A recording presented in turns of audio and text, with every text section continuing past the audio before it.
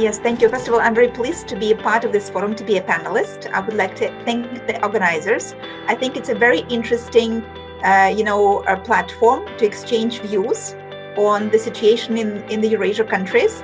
And I had a very high-level speakers with me at the panel, so it was great to exchange views with them and share with the audience.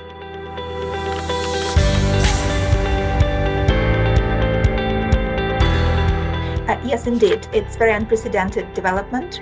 And, many countries in the Eurasia region will have challenges post-COVID with the economic development in economic recovery.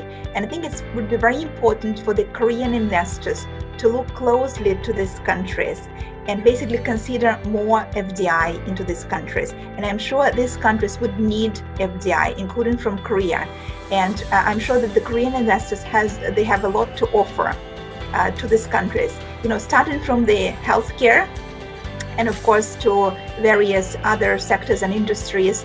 And, for example, in infrastructure even that I basically cover, infrastructure investments, they will help post-COVID economic recovery for these countries. And the Korean investors, they can play a significant role in this.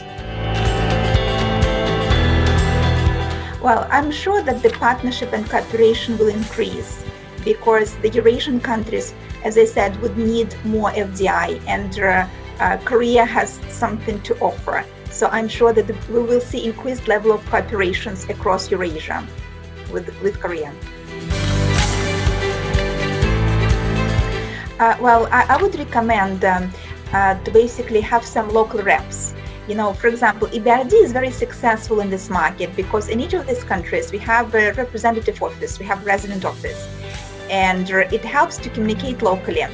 So given COVID is quite challenging, basically, travel is challenging. And I know that the Korean businessmen, they've been quite active in the past in terms of international travel.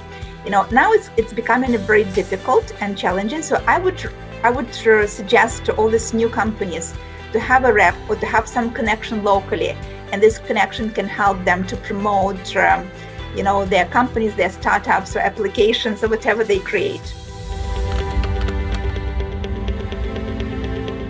Yeah, well, maybe it's quite difficult to do it again in the time of COVID because you cannot do like festivals or, share, your traditional cuisine, for example. But lots of things can be done by VC, by webinars. And I'm sure that Korea has a lot to offer.